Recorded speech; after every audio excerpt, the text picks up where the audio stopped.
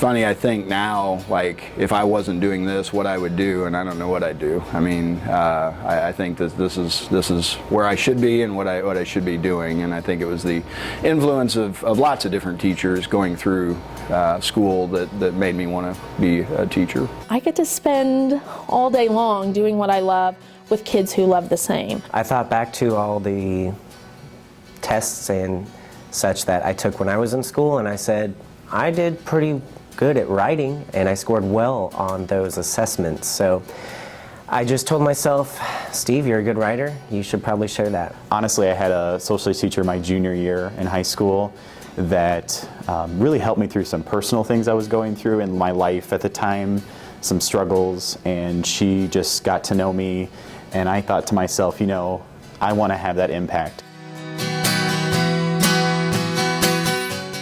I think the most exciting part of my job being a library media specialist is that I get to work with every kid in the building. I don't just have one group. I get to make a relationship with everybody. I also think it's exciting to have a job where I'm able to try new things. I'm able to reflect on methods and give it a new go. I'm able to rearrange my room or add new things.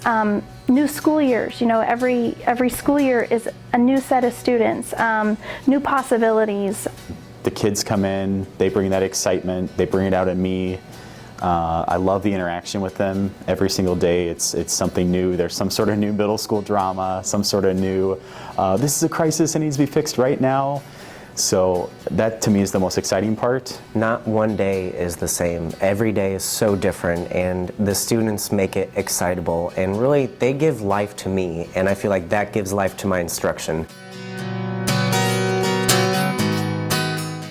My parents always, thankfully, saw school as the priority, and jobs and family stuff and all that could take sometimes a back seat to that, and I think that's the way it should be. Unfortunately, there's a lot of our kids, or some of our kids, that have lots of other things going on, and learning sociology may not be real high on their priority list. All the hurt that some of our kiddos bring with them, we can't erase. And so we can do a whole lot here on campus, at school, to really make them successful learners. And a hug goes a long way, and it's a great Band-Aid. But unfortunately, we can't erase the backstory. And so the challenging part is knowing that each year there's 1, 2, or 3 that I'd like to just take home and keep, and I can't. Because I give so much of myself to everything that I do,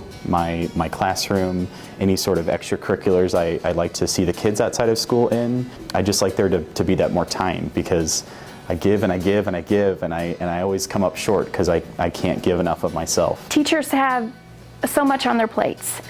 We're trying to meet the social emotional needs of our students. We're trying to meet their academic needs, which are changing, with Common Core. There's more standards and they're more rigorous.